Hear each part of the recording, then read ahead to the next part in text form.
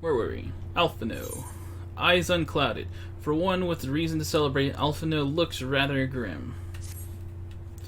It would seem we have much discussed with our friends at the Rising Stones. If what you say is true, Iceheart's method of summoning Shiva defies all precedent. It necessitates a complete reprisal of the primal threat, and of our approach to combating it. Moreover, there are grave ramifications if word of this incident reaches Imperial ears. The Garland Empire believes that primals are an insufferable menace, that their mere existence is a threat to this very star. As such, they deem any action taken against the beast tribes to be justified by default. Imagine then, if it became known that it was not only the beast tribes of Eorzea that could summon primals, but her civilized peoples as well. Any lingering objections to the Eorzean campaign would vanish overnight. Where before we had to contend with a single Imperial Legion, we could well find ourselves facing the combined might of all Garlemald. But I speak unadvisedly. Come, Firemac, it is better that we continue this conversation in Mordona. Aw yeah, more donut, baby. More donut, more donuts for everybody. More donuts, more donuts, more donuts. For everybody. Everybody. Everybody, everybody. Hey. Gonna... Sophie. Oh.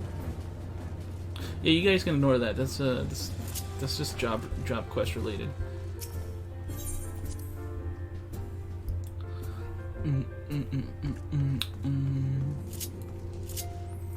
Yeah, huzzah, huzzah. A Reborn, part 6, part 6. Yo. Words cannot well express how glad I am to see you return to us hale and whole. You're hale and whole. Needless to say, I am most eager to hear your account of that which occurred in Curtis, assuming you're ready to speak of it. Excellent. I shall summon the others at once. Do you believe me that there's still 2 trials left? 2 trials left? It's crazy.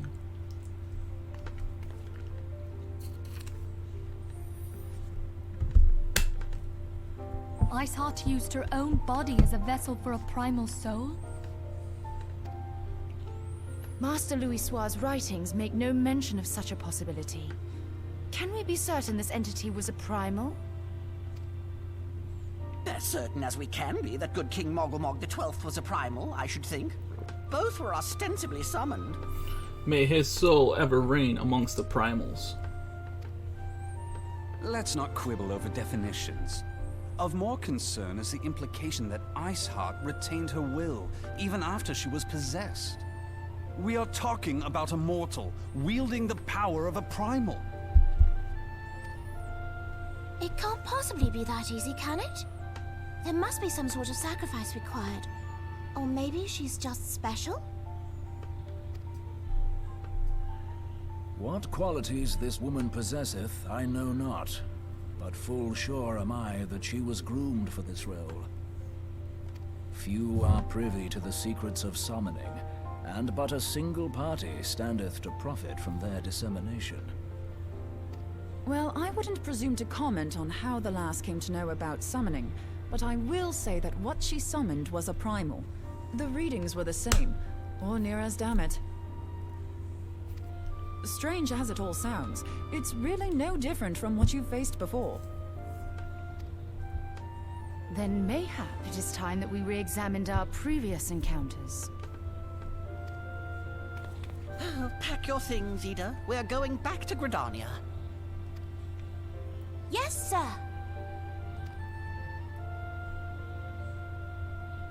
About Iceheart's final words to you. Hear, feel, think. Hydaelyn speaks to her as well. If Iceheart is blessed with the power of the Echo, she will doubtless have used it to further her goals. Or could it be that it was a revelation granted her by the echo which first set her on this path? She did say that the Ishgardians were blind to the truth. Do you think she has knowledge of the origins of the Ishgardian-Dravanian War? It would do much to explain her unwavering conviction. Did not the Lady Iceheart implore thee to seek the Keeper of the Lake? And did she not imply that in so doing thou wouldst come to see with eyes unclouded?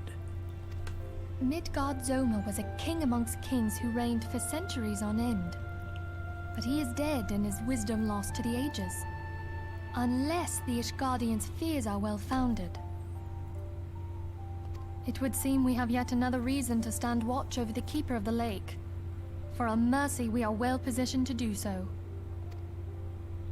Iceheart, Shiva, Ascians, and Midgard-Zoma. I shudder to think how they're all connected.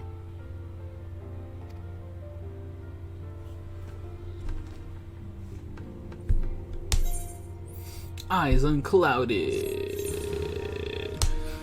Unclouded? Oh, unclouded. The reason Royal Il. I mean, I feel that we discuss how to best proceed in light of recent developments. I mean, to scour the annals for knowledge of Midgard-Zoma. Given his great age, I dare say he appears in more than a few. Do you hear that? A commotion outside. Would you see if aught is amiss? Oh, aught is amiss, dearie? Oh, so much is aught amiss. Everything's aught amiss. Alphina, what do you want?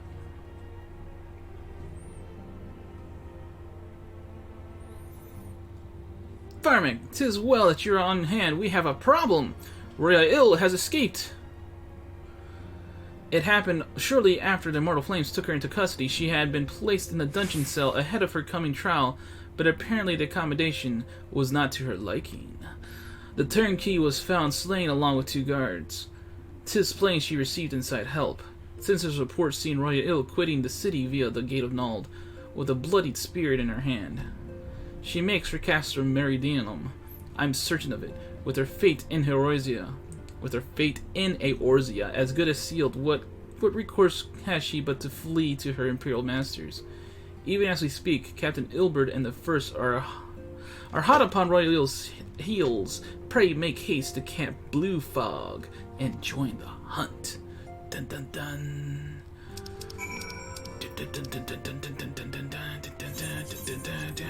Captain Blue Fog.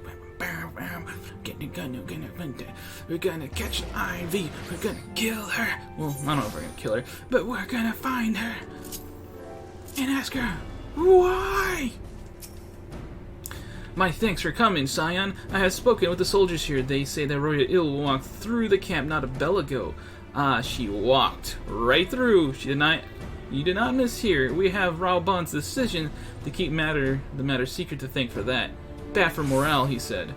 As a result, not a single flame in the garrison made any attempt to detain her. And so here we are. Royal must not be allowed to reach Castle Meridianum. What would even be there? The place is blown to hell. It got Ultima to hell and back. Yeah, sure, that was Praetorium, but Praetorium was in that castrum. So, like, what the hell?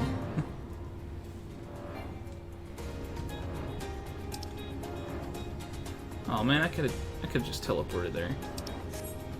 Keep forgetting there's another freaking Easter egg here. But whatever,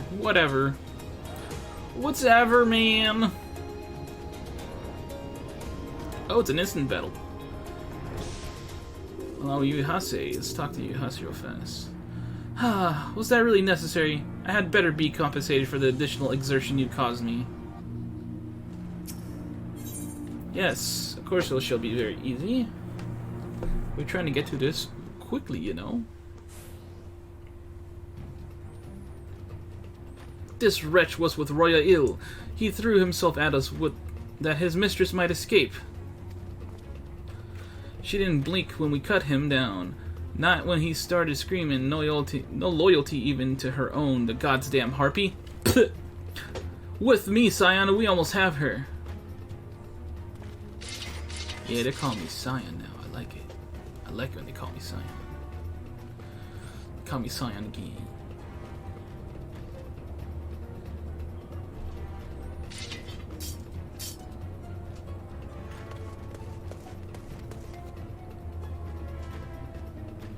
There she go. I want Royal alive. Kill the rest for Eorzea. You will not take me so easily this time.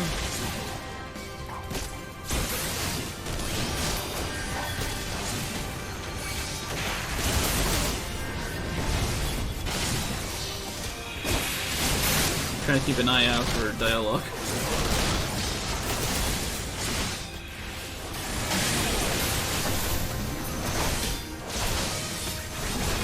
Enemy reinforcements, look sharp, men. Yeah, I got that stone skin.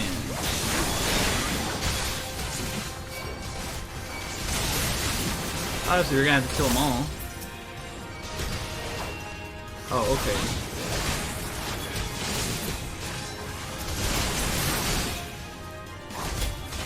What? I can't move. More reinforcements. They aren't paying me enough. Golden Eye, you say. Fools, you cannot stand against the Empire. Over the heal, they have healers. Kill them first. Are you talking about this guy?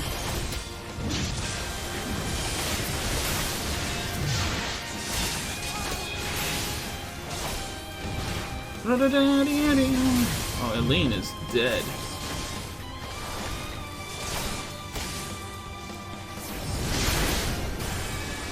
Oh my god, there's more. Forgive our lateness. Yugiti. Oh, Yugiti's here. Yeah. We're in your debt. The circle feathers. For those who wander in, lure the enemy in. Come about here.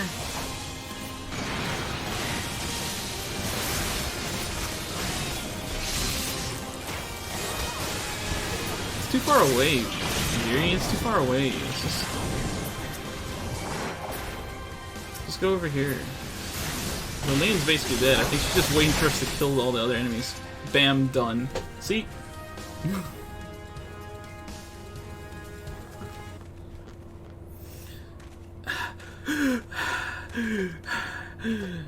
Bind her and do it tight! Yes, sir!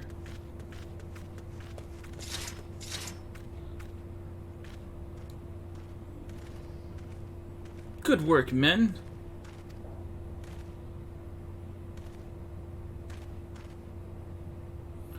She and her imperial cronies pushed us close, but we were better.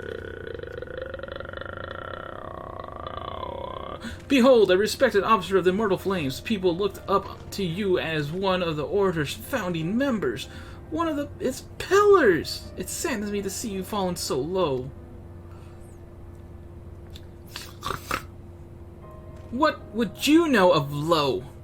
You, a spoiled little lordling who has never known any want. People such as you take wealth and birth for granted. You think it is your God's given right to rule over others? You know not of our plight, the injustice that we low-born Ishgardens must endure.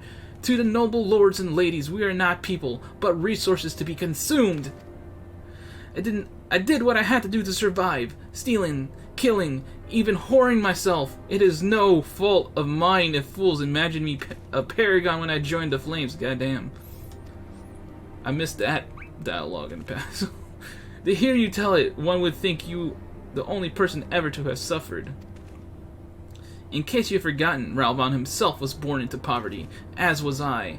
We lived hand to mouth, with little more than shirts on our backs. Hunger was our constant companion.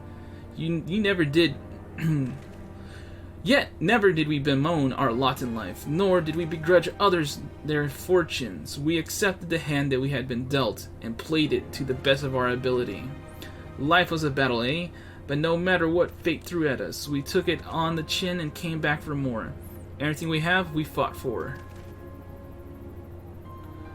How are we any different then? 'Tis true that we are both mercenaries of lowly birth. 'Tis true that we both had our fair share of struggles. But whereas I sold my sword, you, Marshal, you sold your comrades. If life has taught me one thing, it is that you never betray your own. I would sooner cut off my own arm than raise a hand against a friend. But enough talk. You will return to Ul'dah to face justice, and the people who trust you have dragged through the gutter.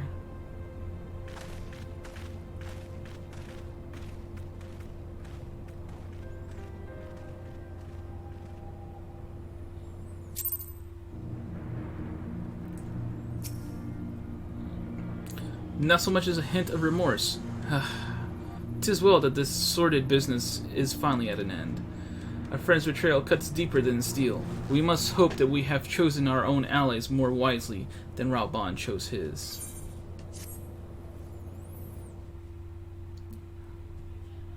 Oh. I've heard. Truly bothersome business. Cutscene time. No, I do not foresee a problem on that front. The main concern is Reborn. There is no telling what the brute might do. Have the blades watch him in the flames day and night.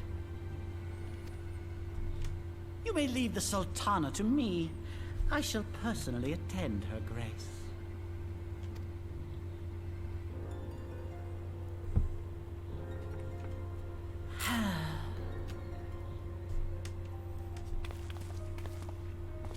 Sever one of the East Aldenard trade routes. That ought to keep Lolorito occupied for a while.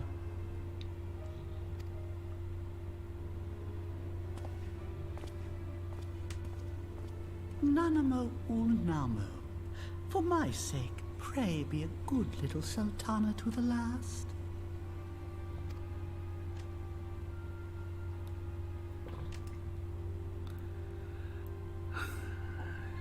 That bastard.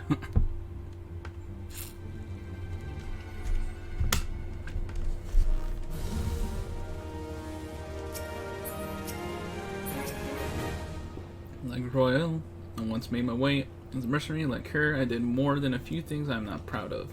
But never once did I betray my own. There are depths to which a man should not sink. Let us cling together. Alphinaud would ask another favor of you. Captain Ilbert and I have a few questions for the Flame Marshal regarding the circumstances of her miraculous escape. When we have completed our interrogation, we shall take our findings directly to General Reborn, and that shall be the end of it. Your work here is done, my friend. My thanks. Ah, but I have one last task for you. Return to the Rising Stones and apprise Minfilia of all that has happened. I'm aware that the antecedent held Royal in high regard. For better or worse, she will want to know how this tale ends.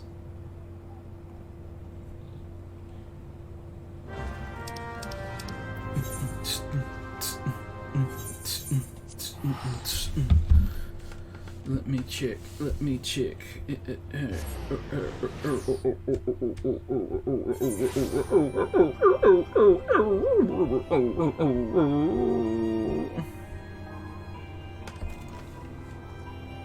Okay, I just had to make sure of where the progress was on the patches, because this A Realm Reborn does not make it obvious like the other expansions do.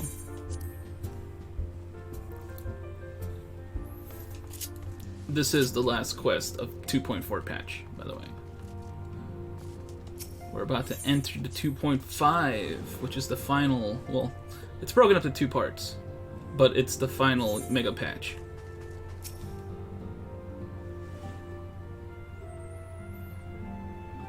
Welcome back, my friend.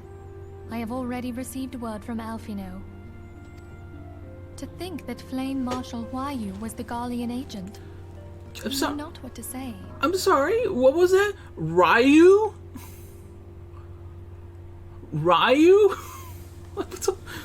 How? Whatever. Together with Reborn, Eileen lent us much needed aid at the time of our Order's founding. She was particularly passionate about the need to tackle the primal threat. When we discussed the subject, her eyes fairly shone with determination. Whatever else she may have been, I choose to believe that it was her true self with whom I spoke then.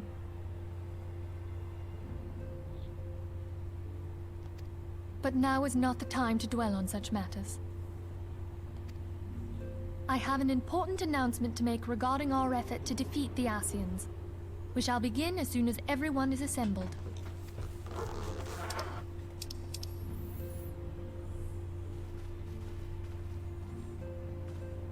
My thanks for coming, friends. Moonbreeder, the floor is yours. By now, I'm sure you're all familiar with white auracite, the miraculous material that'll allow us to capture Ascian souls. Back at Snowcloak, we verified its ability to absorb vast amounts of ether. Alas, it leaves something to be desired in the area of stability. The stone can only store ether for a short while before expelling its contents. In addition to auracite's inherent limitations, we must needs be wary of our enemy's strength.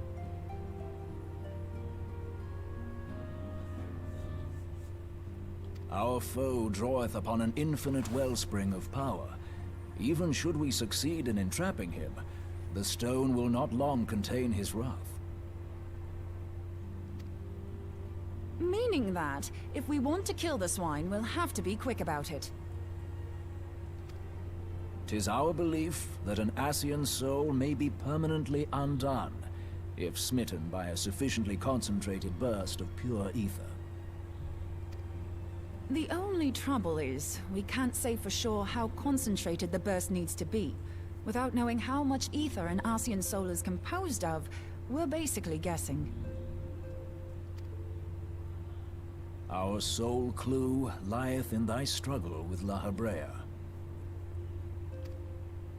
During that encounter, Heidelin bid you forge what she called a Blade of Light, a weapon which took the form of a luminous stream of energy. Based on your description, we believe the blade with which you vanquished your foe was composed of ether. Admittedly, your victory proved ephemeral, as La Habrea was able to use a crystal of darkness to flee into the space that lies between our world and the void. The fact remains, however, that Heidelin placed the means to destroy the Ascians in your hands. Be that as it may, it would be unwise to assume that she will do the same when we next encounter such a foe. Quite so, my lady. We must needs find the means to forge our own blade of ether, one to equal that which Heidelin did benevolently bestow upon her champion. That is all well and good, but it seems to me that producing such a blade will require a prodigious quantity of ether. Whence will it come, pray tell? Oh, what if we had 2 pieces of white auracite? One to trap the Ascian, and the other to store the ether for the blade.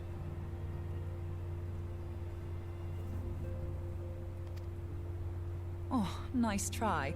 But it's as I said, the stone won't hold ether for any length of time. We'd still need to collect the stuff there and then, sorry to say. And therein lies the rub. Finding a way to create the blade whenever and wherever we choose. It would seem more research is in order. I'm going to linger a while, perform a few more tests on the auracite. And I could do with some help. Urianger, why don't you lend me a hand? Mine apologies, but I am required at the Waking Sands. Lady Minfilia hath given me sole charge of the premises. 'Twould be unseemly to leave them unattended. Sole charge, you say? So you're basically alone there, then? Well, that settles it. I'll just have to come to you.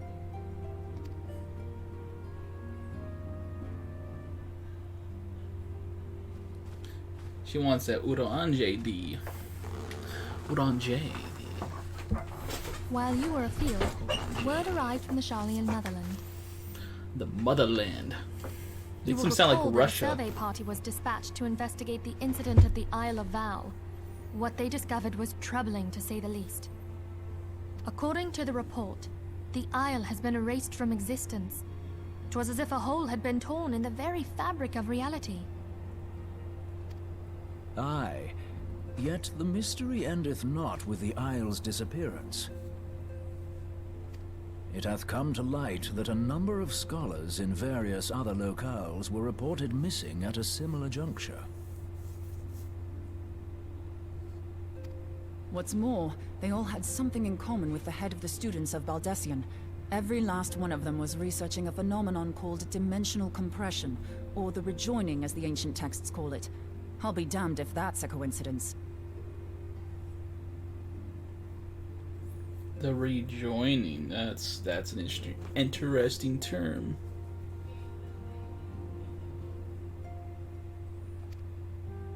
All indications suggest Asian involvement, but I sense that a force greater still is at work.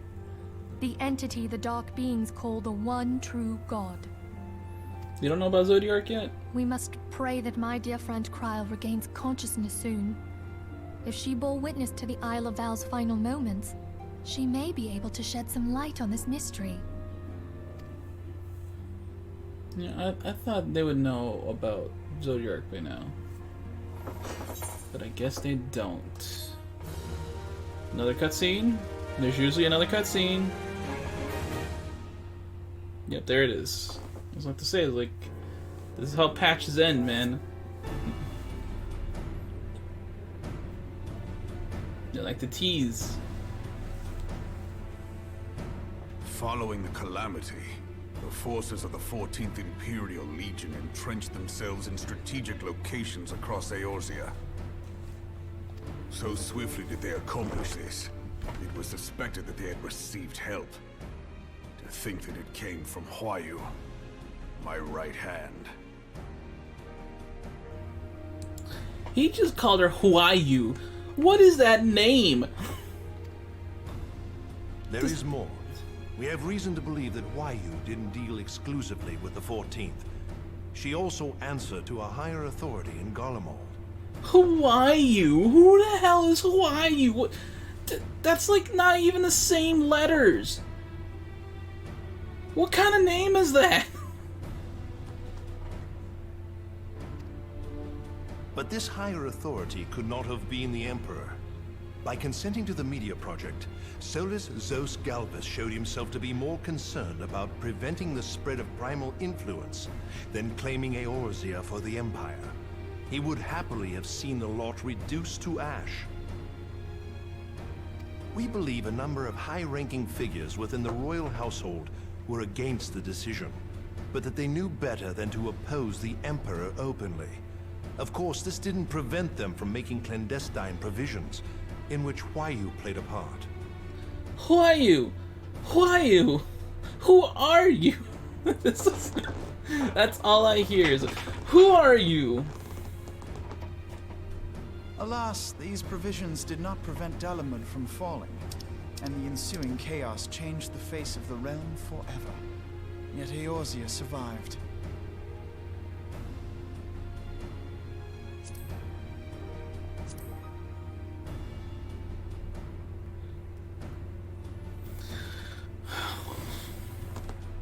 To all intents and purposes, the Meteor Project had failed, and the Empire was left to rue its lack of a decisive means to eliminate the Primals.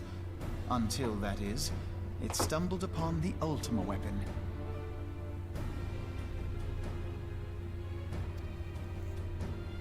Even before the accursed thing was dug up, it seemed to me the 14th had the might to overwhelm our weakened armies. Yet they chose to hide behind their walls. Why? The Black Wolf was wary of making the denizens of Eorzea desperate, lest more primals emerge to bleed the land. The discovery of the Ultima weapon, however, emboldened him to resume his war of conquest in earnest.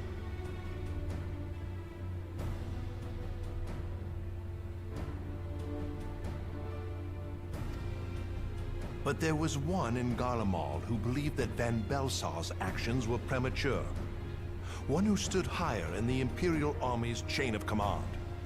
He ordered the legatus to halt his advance, only to find that the Black Wolf had slipped its leash, and that the 14th now acted alone. In a bid to bring Van Belsar to heel, he used the agent he had planted in Ul'dah prior to the calamity to undermine the Legion's efforts. A man who outranks Van Belsar, yet opposed the late Emperor's decision to annihilate Eorzea. This could only be the former High Legatus of the Garlean army, now known as Emperor Vorissos Galvus. So he was Huayu's true master. But one of several in actual fact. We've learned that even as Huayu served the Empire's interests, she sold Imperial secrets to a certain faction in Eorzea. You made sure to say her name a lot in this Huayu, Huayu, Huayu, Huayu. In so doing, she helped to maintain the status quo, thus prolonging the conflict. Considering who stands to profit from war, it isn't hard to imagine who her other masters were.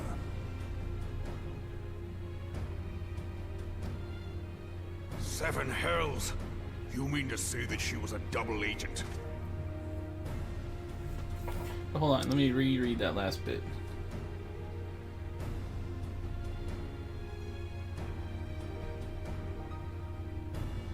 Thus prolonging the conflict, considering who stands proud for the words.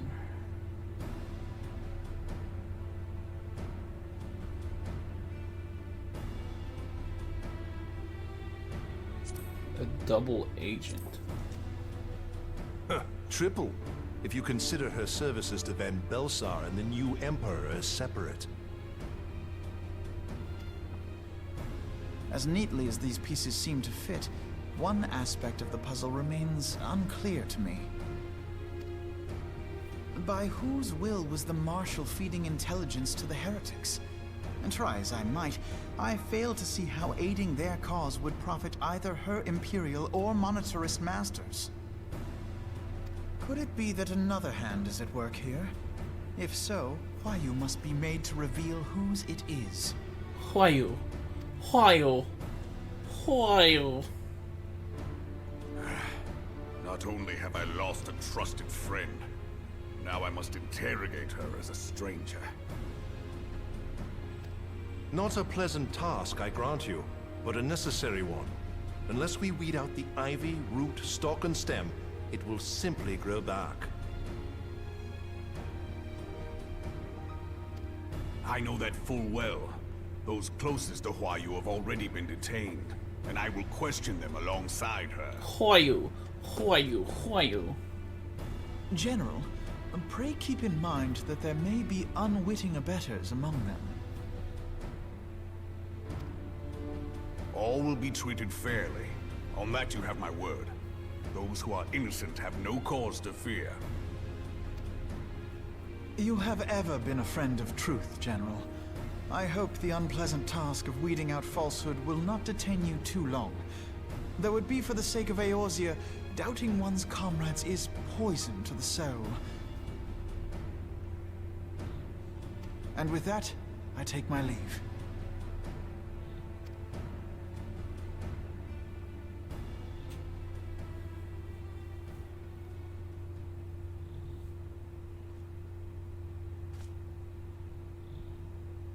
All these years, I've been made to dance to their tune. How could you, Huayu? How could you side with them? Those cankers who take from this land and give naught in return, who use their power to disempower and grow fat while the people starve. I know you can hear me, monetarist scum! Your crimes will not go unpunished! Today I will purge this land of your sickness! Before the eyes of the 12, I swear it!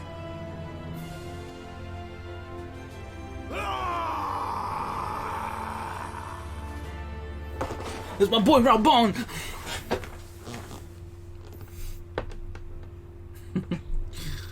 A chuckable down, a moogle down. I shall have no further need of you this day. Your Grace.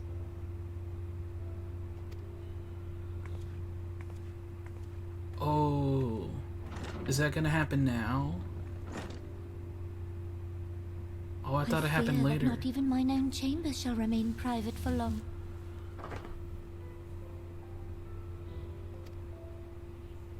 Has the situation grown so grim?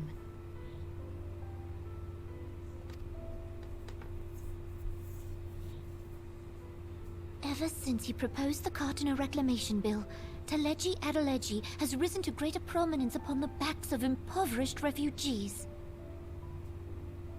The monetarists were ever united in their pursuit of profit, but the man's actions have torn a rift in their ranks. They snap at each other as rabid dogs. Yet now is not the time to be bickering among ourselves.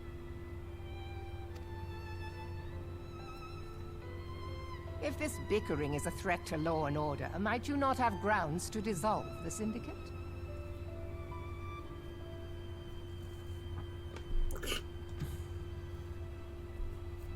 Would that the solution were so simple, Admiral. Alas, my moving to dissolve the Syndicate is certain to spark outrage among the influential merchant class, whom the Cabal represents. This would serve to exacerbate the current unrest, and peace would slip still further away.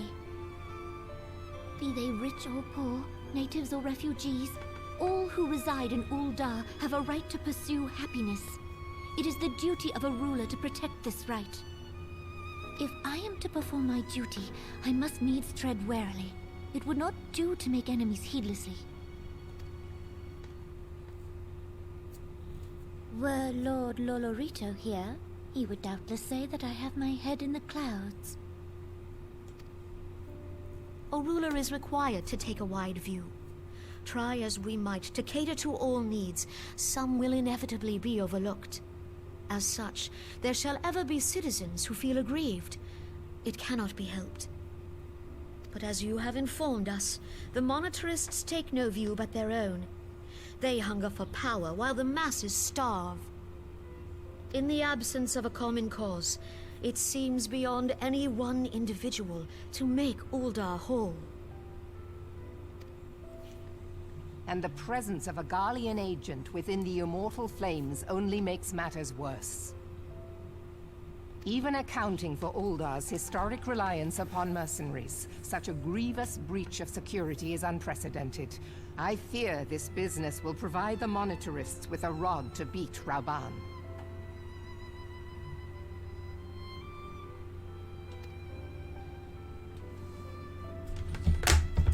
Eorzea can ill afford for the Immortal Flames to be dampened now. Ere long, the Garleans will turn their ravenous gaze toward our lands once more. If we are to resist their might, our nations must stand together. Yet for this to happen, our nations must be whole. Cannot be done to improve the situation in Ul'dah.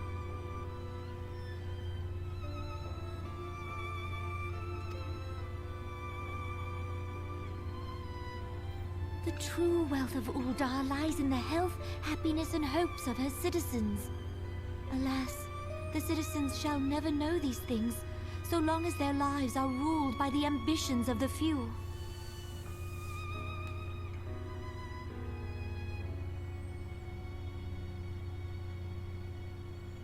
The monetarists claim to represent the best interests of the people, but in sooth they desire only to manipulate them for their own selfish ends.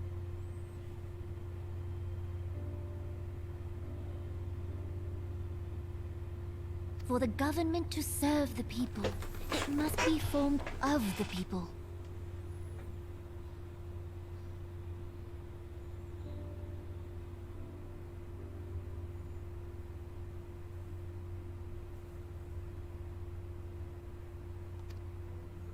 For Ul'dah to move forward, it is not only the Syndicate that must be dissolved.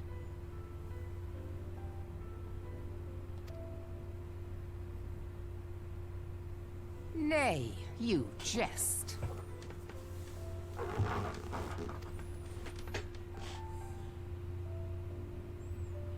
My friends, It was for no other reason than to make known to you my intent that I requested your presence here. When I make my declaration to the people, chaos shall inevitably ensue.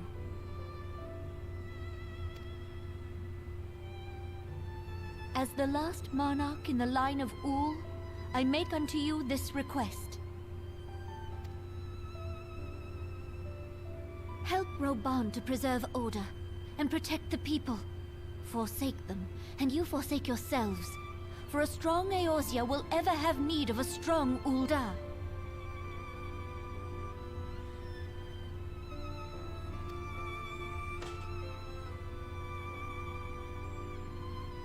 Your Grace, are you certain of this? There is no other way. When the time is right, the nation shall become a true republic.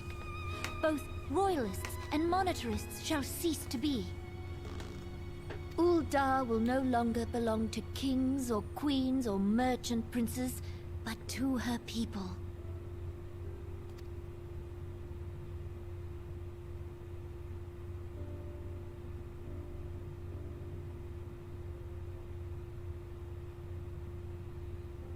Reborn, forgive me for casting aside all that you have toiled for in my name.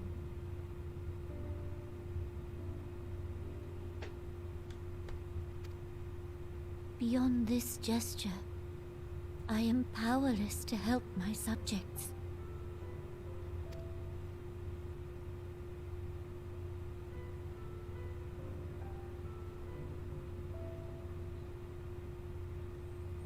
Oh man, this stuff is so good.